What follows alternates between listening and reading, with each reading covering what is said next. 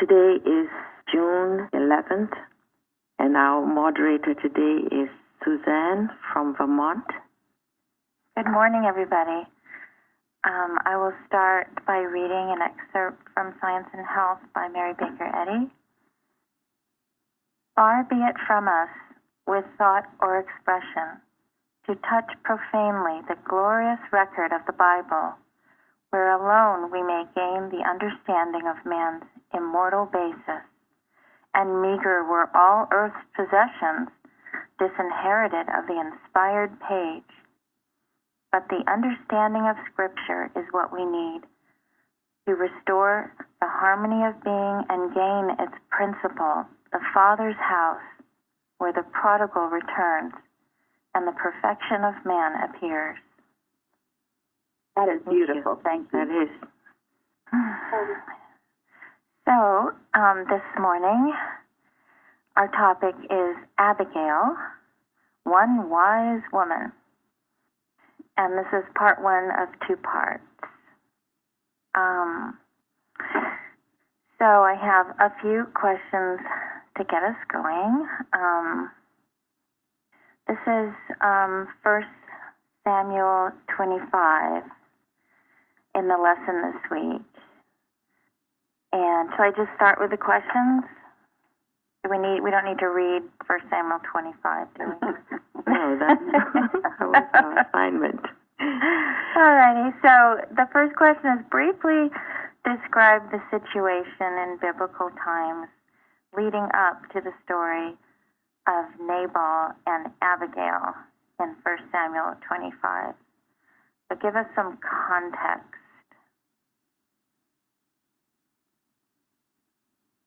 Well, Samuel had just died in the first chapter of Samuel 25. And before that, Saul had sought David, and David had spared him in the cave, and that was in the chapter before. Okay. And what was David doing running around with his men? He was in the wilderness, and that's how he became acquainted with Nabal, because his men protected the shepherds that were owned or ruled by Nabal, and that's how that all got started.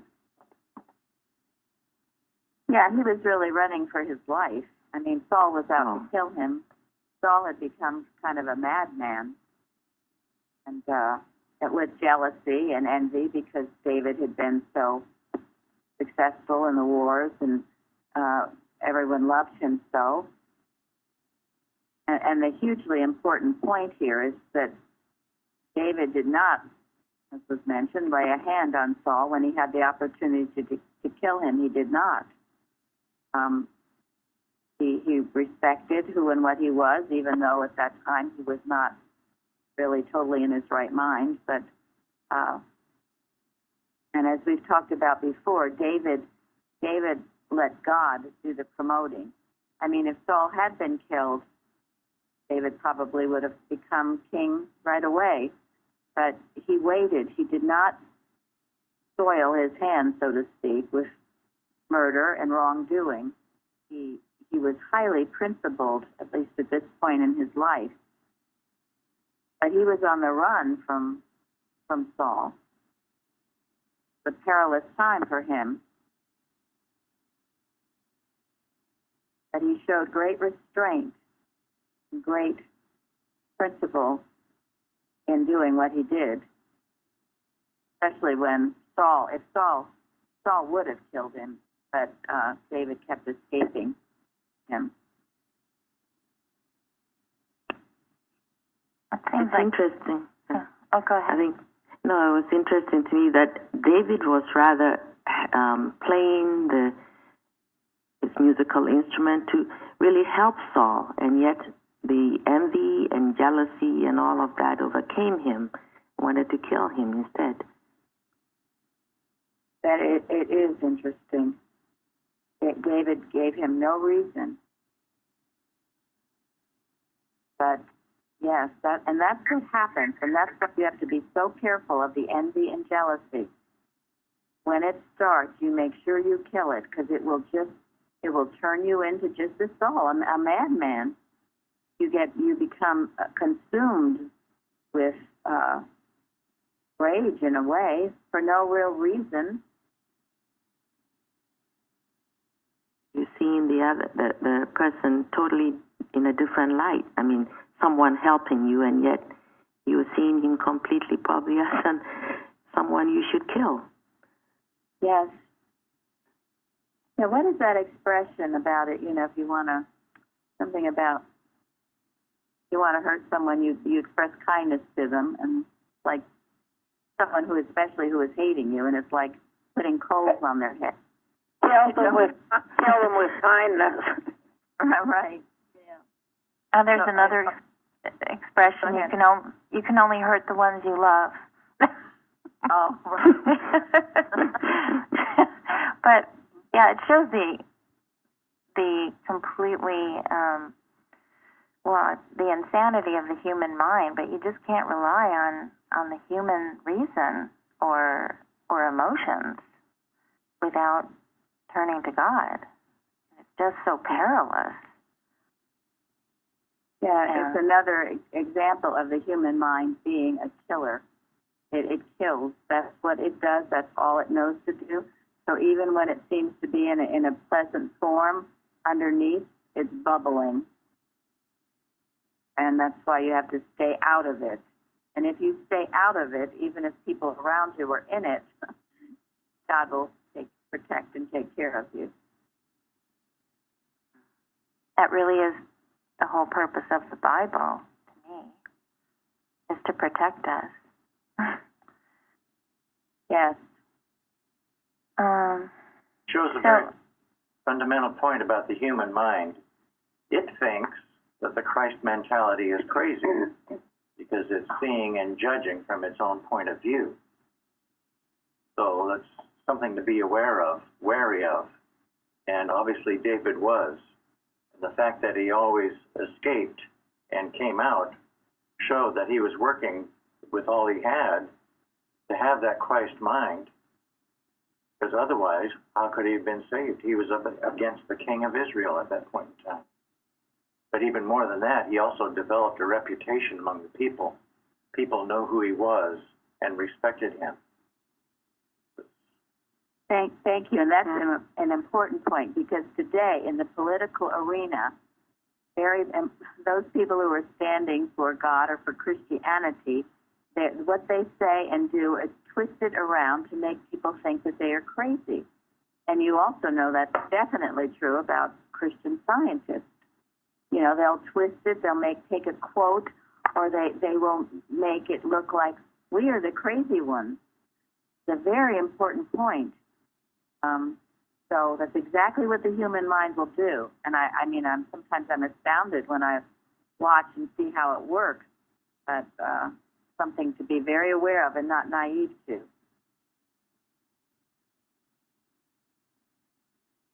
I think it also really shows the state of mind when one is so separated from God, like Saul was, that it makes these huge issues out of the right thing. I found it really fascinating a few years ago. It's kind of a connection with my wife's business, and I do like to talk about, I love to share Christian Science with other people, and these people were very church-going, etc. And I've never run into anybody who had such a violent opposition to Christian Science as this one individual.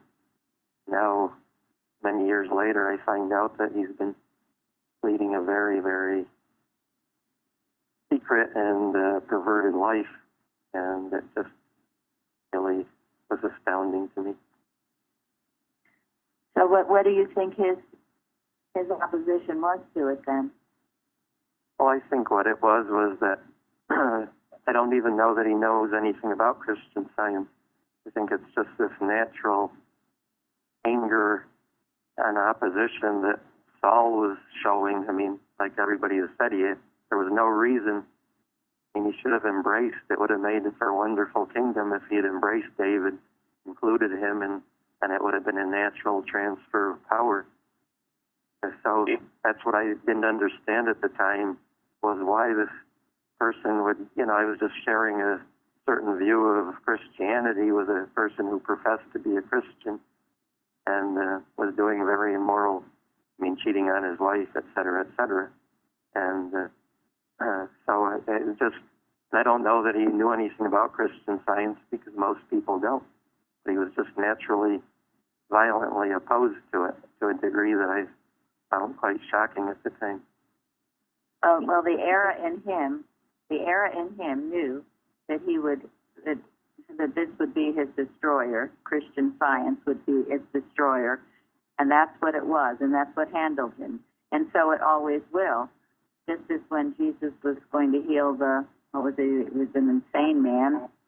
What have I to do with thee? He wanted the Christ to leave me alone. So it is. And that's why, too, you can tell within yourself, you're resisting the Christ truth. There's an error in you that doesn't want to hear it, that doesn't want to be destroyed. So let it be destroyed if you value your sanity. Thank you, Mike. Well, thank you for that explanation. That is absolutely beautiful and hit it right on the head. No, I've seen many times, and it's so helpful, Christian Science. I can't be thankful enough. But it takes things out of the personal realm.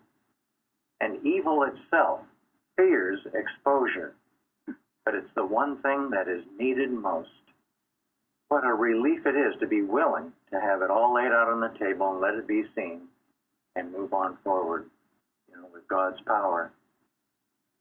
Yeah. Well, that also is very important, because what I recognized from this situation and reading this whole thing about Saul and David is that exactly that. If I have nothing to fear by talking about Christian Science, as a matter of fact, that if I meet that resistance again, I'll really have my eyes open, hopefully, to recognize that there's something that I need to be very careful about in that situation.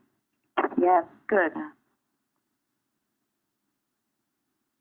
Yeah, there's resistance to Christian Science, and then there's resistance that I had at one point to share Christian Science. It's like a double whammy resistance going on. And now I'm eager to share, because I see that people are so receptive. And these are hard times, so people are maybe even more receptive than in previous decades.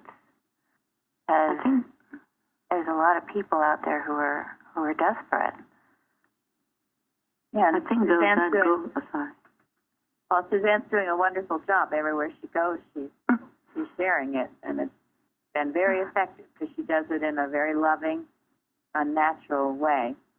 Go ahead, Florence. Yeah, I think that what Suzanne is talking about, though, for me, it had to do with my own conviction of what I'm learning. I didn't even want to say that I'm studying it until I was aware clearly of how different it is, what it's doing in my life, and then it really didn't matter. I was able to share it confidently, of course, not just going preaching everywhere, but when someone would ask me, what do you read, for example, then I confidently would share it.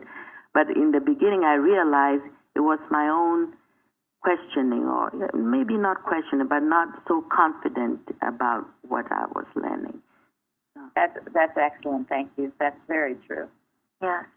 I think, too, that our spiritual sense enables us to know when to share it and when not to share it. And that's been helpful for me, listening, when to say it. Even though I feel bursting with giving out the truth, there are times, and there are other ways to express it, not always just to say, I'm a Christian Scientist. But it's important for me to listen to my spiritual sense. And that's often the worst thing to say, I'm a Christian Scientist. That puts up lots of walls. And as with any effective communication, It's not so much what you say, but rather how you say it. And if your life is living Christian Science, you often won't have to say much. People will get it. They'll feel it. Well, you can start with the Bible and say, oh, the Bible and the Psalms, if people are really suffering. And then they may have questions about the Bible. And then segue into, well, here's some explanations. And, then you can introduce Christian Science, but start with the Bible. I feel like that's what we all need, and all Christians, we have that in common. And yet here's a clear explanation through Mrs. Eddy's discovery. That's very true. Yeah. The Bible is the gateway, because that's much more readily accepted. If you find the common ground with the Bible, then you move on. Mm-hmm. But I guess it was Janet in the beginning saying it's a matter of praying each time and asking God for the wisdom as to know when, how, and who.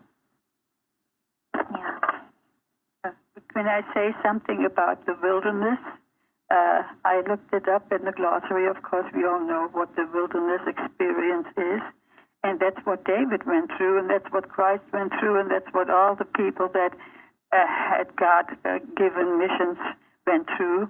And the wilderness experience in the glossary says it's one of loneliness, doubt, and darkness, and spontaneity of thought and idea.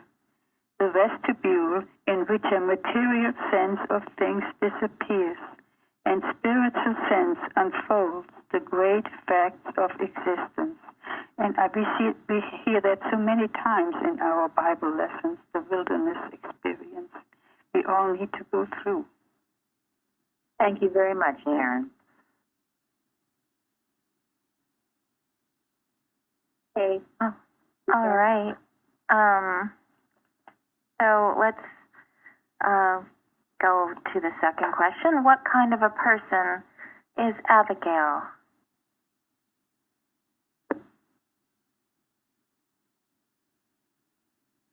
Intelligent, beautiful, poised, Wise, understanding, God-fearing, virtuous, of course.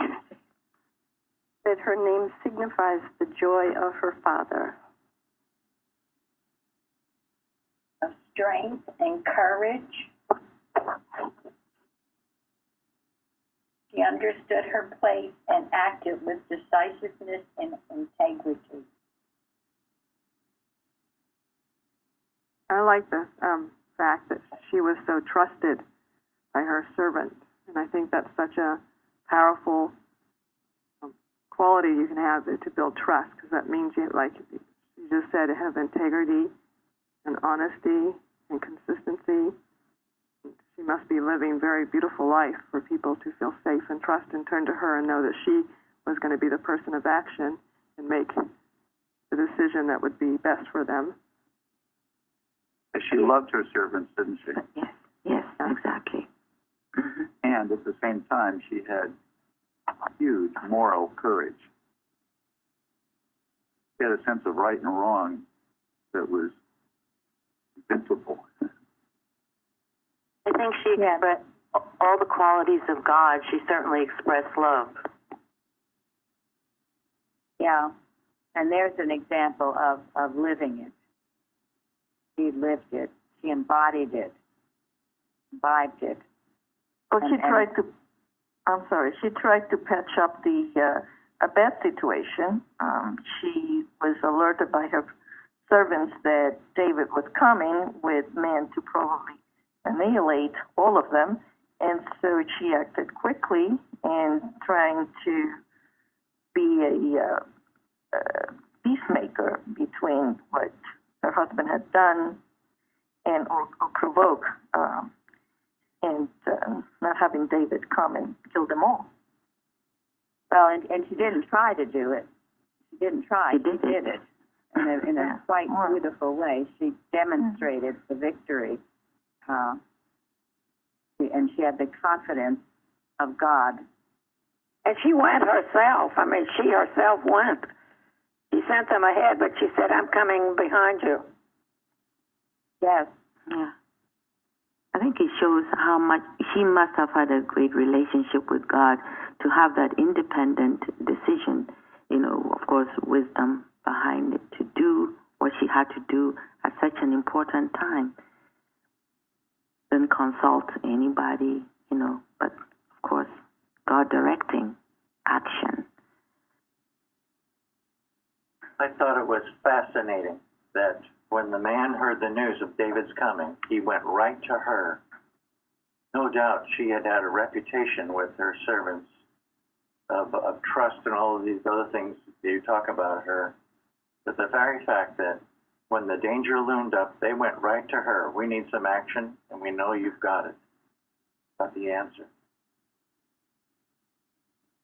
Yeah, she must have had a history of doing the right thing at the right time.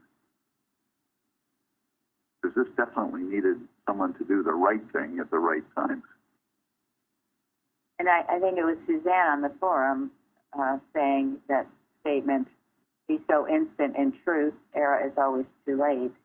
I think that was actually Mrs. Eddy who said that.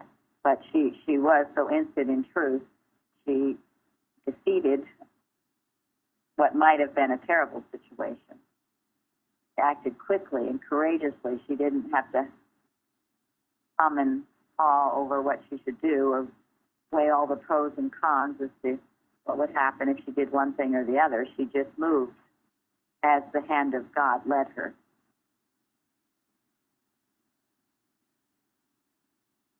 Yeah, because David had a reputation. She knew who he was. And she knew that her husband had put them all in danger by insulting him. So she knew that something had to be done. And I mean, she was living with Nabal, and I mean, he was said to be a terrible person. So she had been putting up with quite a bit all along. Yeah. She was probably the only reason they were all alive anyway. So. Yeah, I've read that she had become the source of wisdom and reason in the household. And it was possible that it wasn't the first time Abigail had gotten Nabal out of the self-imposed mess. Yeah, and even though he was churlish, as described, and foolish and other things, when she spoke to David about him, she did not badmouth him, so to speak. She did not say, oh, my stupid husband, and carried on. No. She didn't. She took the high road. She well could have, but she did not. Yeah, I thought being married to somebody like Nabal must have kept her on her toes and honed her spiritual sense even further. Because it couldn't have been easy to be married to someone who's drunk half the time. I think spiritual sense was something that helped her recognize that David, not Saul, would be the Lord's chosen servant. Yes. Yes. And she was savvy. She was a savvy woman. She knew what was going on around her. And in the Matthew Henry, he says that there are many an Abigail tied to a Nabal, which is a little bit of a sad situation, but it shows if by some chance or circumstance you are tied to a Nabal, or vice versa, if a man is tied to someone who is churlish, yes, there are ways out if you keep taking that high road. She did. God will take care of it for you. Sometimes it demands a different action. I mean, might demand leaving the person, but whatever, there's a way out. God will watch over you as He does all who, as in the 91st Psalm, all those who trust in him. Why we work with that 91st Psalm. It's a complete protection. So never despair if you should be with a Nabal. God will help you with it. I got the message of God that if in this situation to go to David, and she knew that he would understand if she explained the situation, and so that he wouldn't create a war and save him, save everybody in the whole situation. Went to the right source. She knew she was being guided.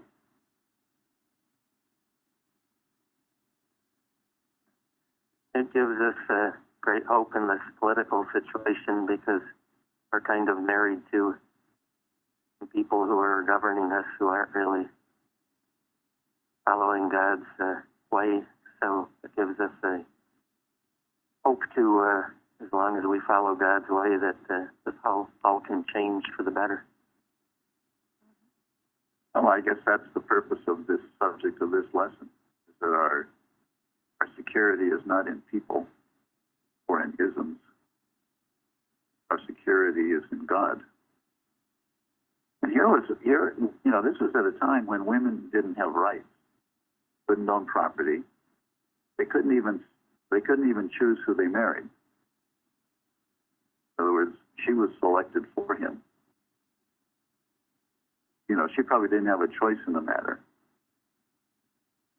But nevertheless, she gave forth her true personhood and was able to arise in the situation.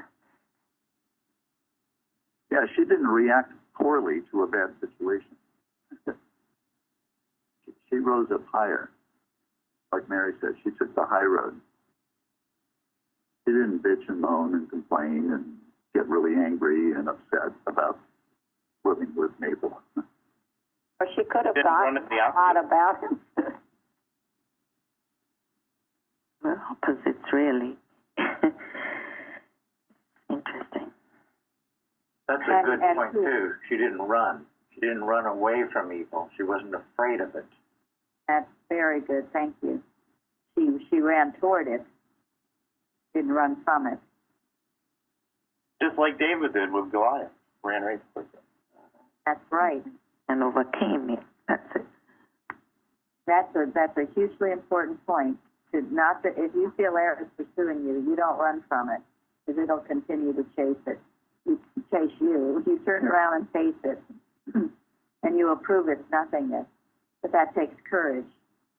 And of course, when she approached David later, Abigail had extreme humility. I mean, she bowed down, she put her face down, the way she spoke to him, she knew he was a great man. She totally changed his anger and really saved him from doing a very, very foolish thing.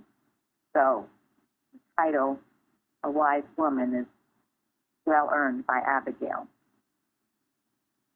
And she was very grateful. David was very grateful to her that she had saved him that wrong path.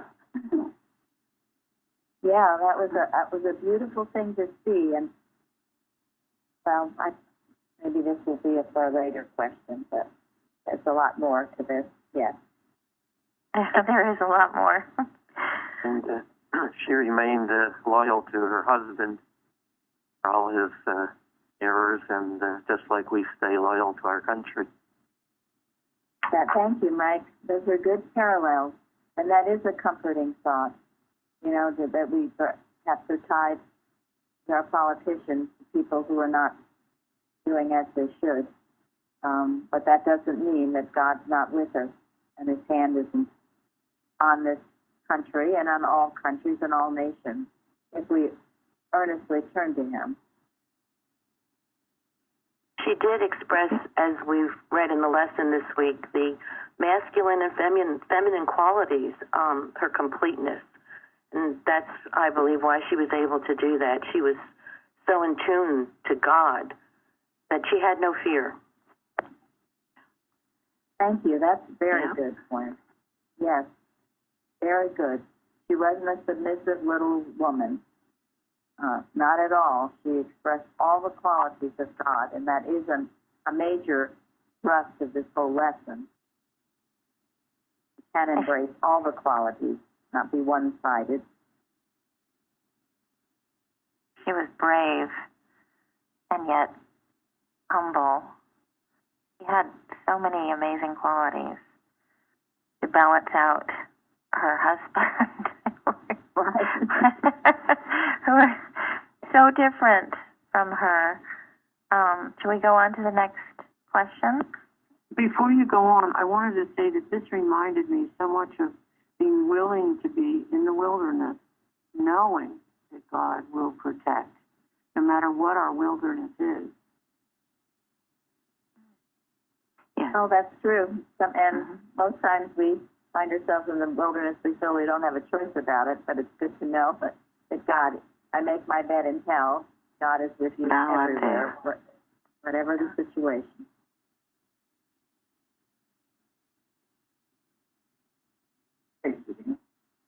All right. So, yeah, what kind of a person is Nabal? We kind of touched on it. It's interesting. His name means what? Fool. Fool. In a way, it makes you feel a little sorry for him. Like, why would they call him that? I don't know. I don't understand why they would choose such a name. Was there any history to this? I don't know. Well, like Mary said before, I'm sure the name comes after the person proves it to be a certain way. Well, sometimes you live up to the name, so I don't know. Well, I think some of the meanings of some of these names came after the person. Yeah. Okay. Well, that's probably the case. Well, He was sensual and self-centered. What does Mrs. Eddy say about a wicked mortal? Little else than the expression of error. Yeah, it is not the image and likeness of God. Yeah, I read somewhere that his name also meant failure, which is ironic because he was so rich. But how many rich men do we see around us who are like that? His wealth, though, I read, was inheritance from Caleb because he was of the house of Caleb.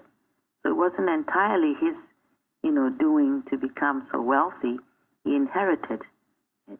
Yeah, it probably wasn't any his doing. Yeah. He said he inherited his wealth, but far from inherited his virtues, and that's for sure. Caleb. I think this is a situation of success. This guy's called here. He didn't succeed in the thing that was needed most, spiritual growth, obedience to God, which was exemplified by Abigail. There's no word said that he was thoughtless, self-absorbed, rude, and mean. He was such a son of Belial, nobody could even talk to him. But it is pitiful, isn't it? It is. That he was given so much and yet expressed so much ingratitude for what he had inherited. And here he was freely given, and he's so selfish about what he had. Right. That's what is sort of scary about being so rich like that. Get so immersed in the human dream. I think hard-hearted probably be a good description too. Churlish means hard and obstinate and narrow-minded, and he was too hard-hearted to see the David and David represented. Yeah, thank you, because that's going to come up later, his hard-heartedness. That also goes back to all those wonderful parents' thoughts that we've talked about in the past that then produced us with Jesus and the others that were so good, Hannah, etc. But so his parents could have been so far from God that they didn't even realize that the name they chose for him was not a very good name.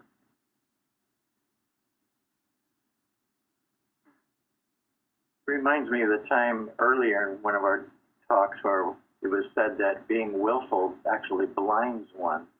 And he was blind to the fact that he had been in a very, what shall we say, secure situation by even having David nearby.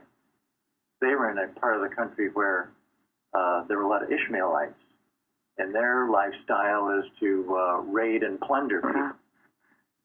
So David was actually protecting him from them, all from the Ishmaelites. How's that for gratitude, for going ahead and taking some of his property that wasn't even his and sharing? Yeah, he really was blind to what David was in his entirety, wasn't he? But it does say, doesn't it say a lot about parenting? His parents gave him a tremendous amount of material wealth, but they failed to give him the most important thing that a parent can give a child. That is an appreciation of the things of God.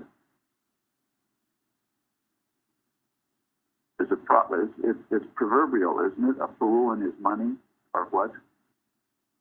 Soon parted. Yeah, soon parted. And I did like what Shirley said about it. You know, it's scary here. He's given so much, and yet he was so immersed in materiality, so selfish. Again, the destructive nature of the human mind. It is scary to look at. It's like how in the world could anyone who have so much be so selfish? And yet you do see it, and you still see it. People with a huge amount are extremely selfish and greedy. And of course that all along goes with too. They're afraid of losing it and all of that, because it's all based on the human and not divine. They will lose it. And especially when they haven't worked for it, they are more fearful of losing it.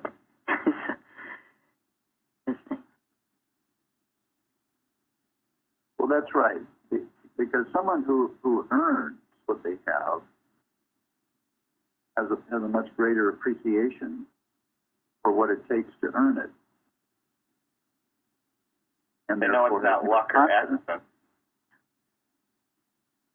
What was that? They know it's not luck or accident, the reason why they have it. Exactly. And they're grateful. I was just thinking, why was he so harsh? Why was he so surly and such a bad attitude? And maybe it's because he didn't feel a sense of purpose. He didn't have to work for his money, and that's often the case why wealthy people, if they don't have a sense of obligation to help others, they don't know why they're here. And they're well, just... and you can say that about poor people as well. Yeah. Right? Well, he was missing the most important thing, God. I mean, he had all the wealth, but that doesn't satisfy. We know that. So maybe that's where it stems from, all this tears, sullen, rough in temper, and feeling all this rude. Well, I think, in a way, Nabal reminds me of what Jesus said about when in the time of Noah before the flood, or because we see when Nabal had his party, he said, have a feast like a king. His heart was merry within him. I mean, sounds wonderful, like very peaceful with himself. Of course, said he was merry with himself because he was drunk, but nonetheless, he was merry and having a feast like a king, and all sounds good. And Jesus said that people were eating and drinking. This all sounds kind of normal, marrying and giving in marriage, and it says they knew nothing about what was going to happen. So they were just going about their life. They knew nothing about what was going to happen. And I thought of that when I was reading about Nabal and how he's having this feast like a king, and his heart was merry, and he was drunk, and just having a good time. Well, that's the Adam dream, isn't it? And there's nothing really good or secure about any of it. Because when you look to matter for your security, you look to anything human for your security, material, it's like quicksand, isn't it? And what do people do today? You know, so many people today. Yeah, so many. A part of it, right? So many people today feel entitled, and they have problems. They don't have a sense of purpose. They try to go through life as a part. You know, have a party every day. They try to plan their activities so that they'll feel busy. And when it doesn't satisfy, they medicate themselves. Sad. And now that's turning into a terrible situation in this country. Mm-hmm. The drug addiction from medication. Yes. And it stems from a lack of God in their lives. And we're here to meet that need. So, yeah, I mean, this is a description of all that partying, Sodom and Gomorrah, or in the allegory, and they were on the brink of destruction. Yeah, I think that's what's interesting is the blindness that they have, you know? Yeah. Again, human will. And we see it in a lot of different forms, don't we? We see it today in a federal government that blindly borrows money and spends it. I mean, how many trillions of dollars in debt are we? Oh my, almost 20,000, 20 million, 20 trillion. Yeah, that's a pretty big party, isn't it? And it's a pretty big road to destruction. How could they not notice it?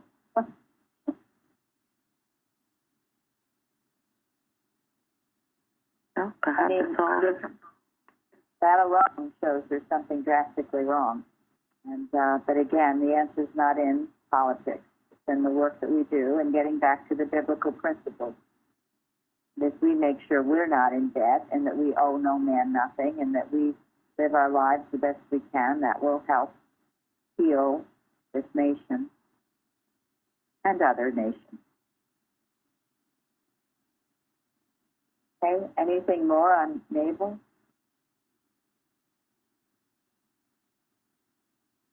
All right.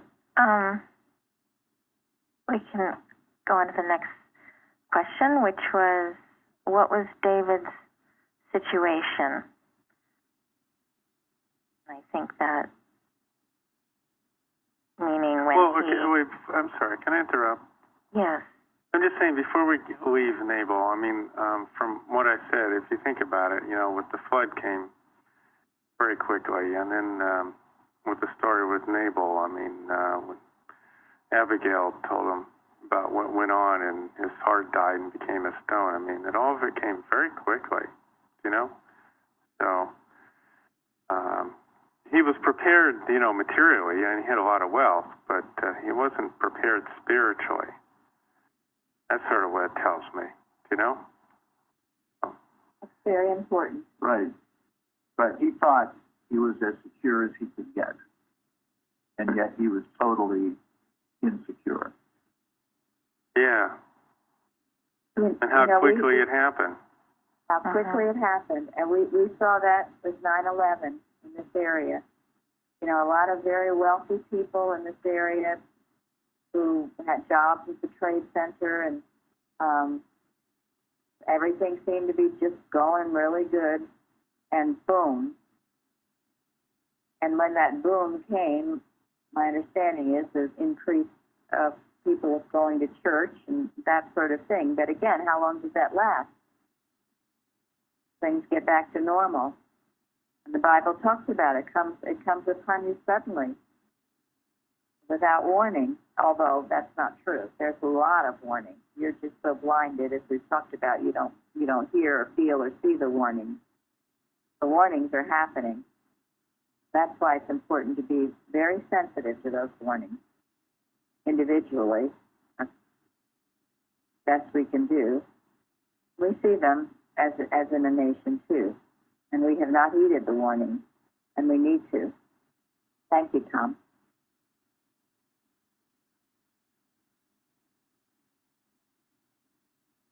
So should we go on? David, what was David's situation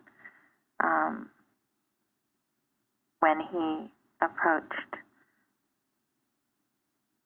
the situation that brought the confrontation with him and Abigail? I read that he had actually approached during the shearing season, which was a respectful way to do it, because that's when the payment's coming in. He didn't come and demand it before that, and he didn't ask for over and beyond just what they had, and he sent his little team to ask for the money in a very humble, respectful way. So everything he did was with care and dignity. Oh, and he was there. Why? Saul was driving his him out. relationship with Saul at that point? Saul was trying to kill him. He was trying to kill him. Yeah, he was keeping one step ahead of Saul and Saul's soldiers.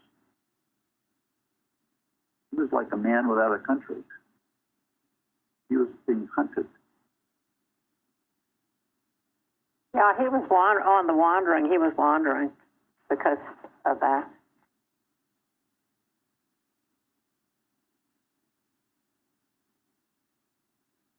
He was on the run.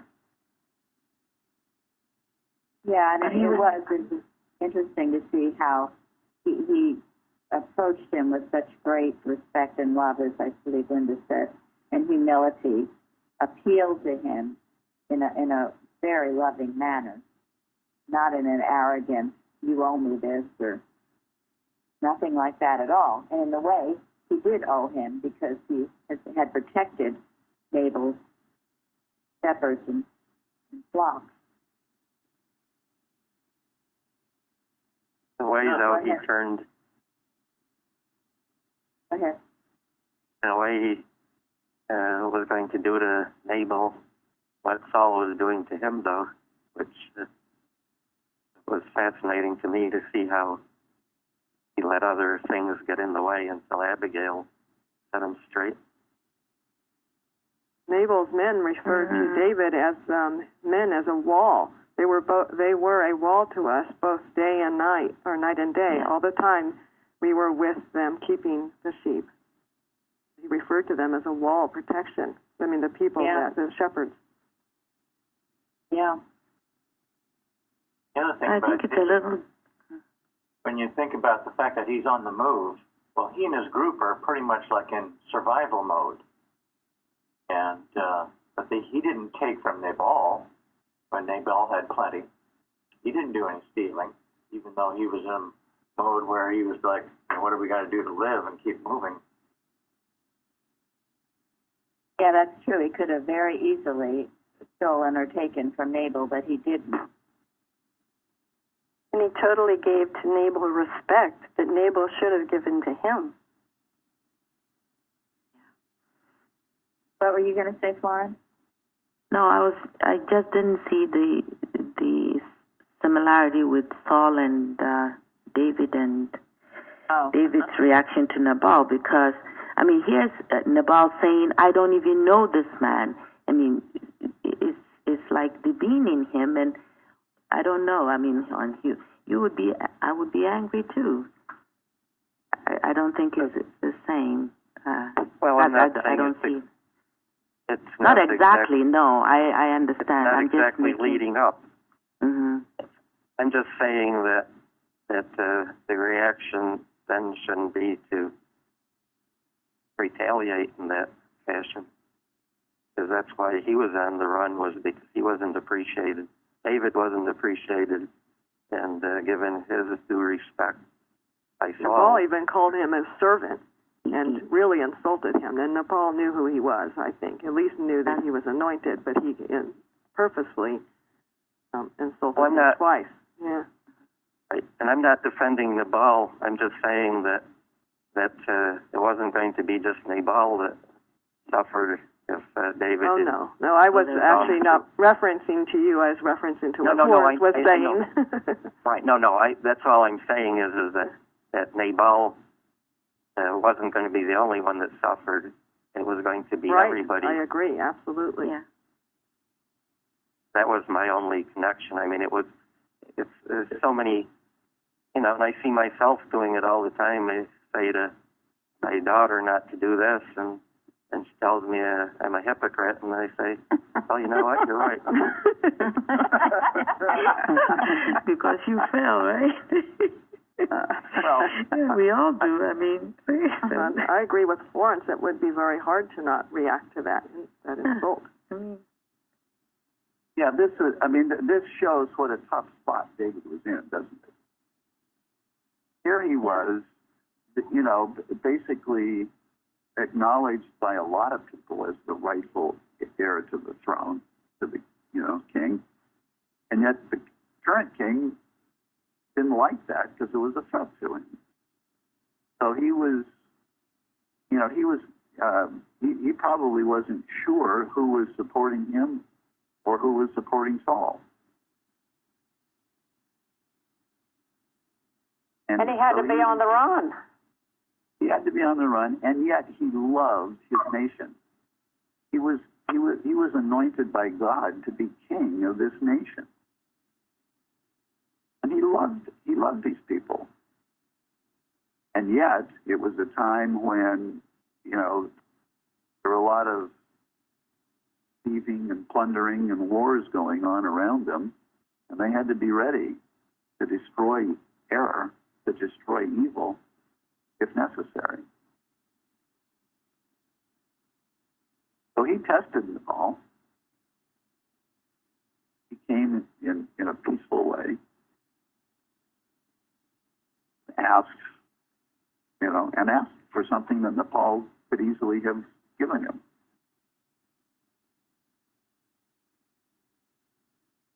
For me, it was a lesson in be careful.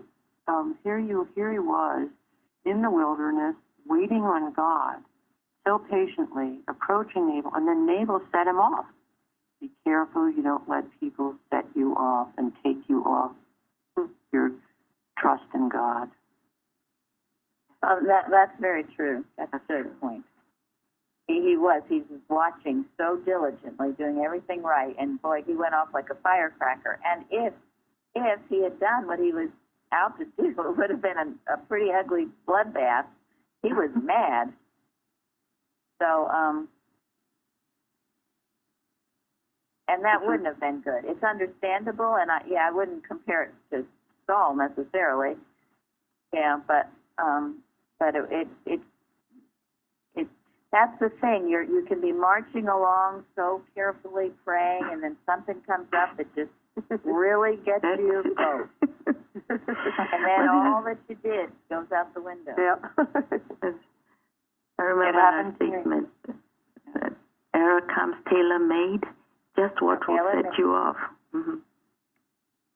I defer to higher wisdom. I think it was Suzanne who just made that comment, and that was what I was driving at. I wasn't saying that David and Saul are the same person, but the other example was that the other person who was constantly in the wilderness and harried and on the run and being threatened and with murder was Jesus, and he never tried to retaliate in any way, shape, or form. And then also David had the example of Moses and the manna. I mean, they were in the wilderness and they were provided for. They didn't have to go to person to.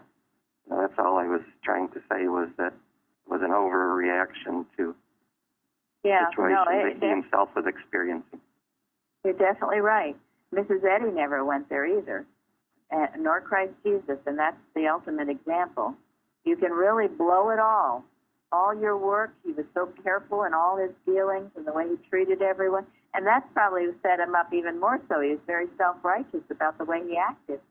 And then to have Nabal say he doesn't even know who he is and act like such a jerk, which Nabal was a jerk, so. And good thing Abigail intervened. Where are we, Suzanne? I know it's almost 11 now. Yeah, so on the last question, how did David respond to Abigail's actions? With gratitude, really. I saw that one explanation was her calm insight promoted peace in David's heart and reminds him of who God says he is, and his heart is turned to praise God because of her. Ah, that's beautiful. Nice. Beautiful. It's a good summary, isn't it? Yeah. And I think one of the most beautiful things, too, that we all should take to heart in this was David said to Abigail, "Blessed be the Lord God of Israel, which sent thee this day to meet me. And blessed be thy advice, and blessed be thou, which hast kept me this day from coming to shed blood, and from avenging myself with mine own hand. For in very deed, as the Lord God of Israel liveth, which hath kept me back from hurting thee, except thou hast tasted and come to meet me, surely there had not been left unto Nabal by the morning light any that hisseth against the wall." Whoops. Not a good way to end it.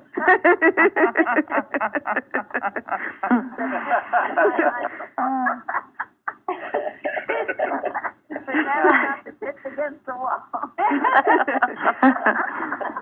We needed a good laugh. Yeah. Now, my point was he thanked God. He saw God in Abigail, and that was what I thought was so beautiful. And so when we have, instead of just worshiping Abigail, he thanks God for sending Abigail. He saw God behind it. And so must we, when good things happen, always first give God the credit. He went from being a furious man ready to kill everybody to suddenly seeing God back in the picture. And that's what brought him back. That's what grounded him, his sense of God. And it was expressed in the angel presence of Abigail, whom I had never read about. All those years in Christian Science, I never even knew she existed. So I'm grateful to have had this story. Beautiful story, and it just shows the power of God in one's consciousness, the Christ consciousness, and how quickly things can turn around by turning to God and just having God as the rock in your life. Just so beautiful. And then obeying what he tells you to do and doing it quickly, as she did. Yeah. And David too. And it's interesting because I have a feeling that, David probably saw a little bit of himself in her when she came to him. She had the courage to come to him when they were armed and ready to war. She came to him with the same kind of Christ-like respect that he had in himself. And trust in God when he met Goliath. And totally diffused situation. And especially in Bible, wonderful person. Go ahead. yeah, and especially in Bible times when women were not very much recognized, and that's what makes it so special. Yes. Well, and he had so much respect for her Christliness that he eventually married her. Which is in part 2, right? Yeah. Yeah, part 2. Stay tuned. This is a real cliffhanger.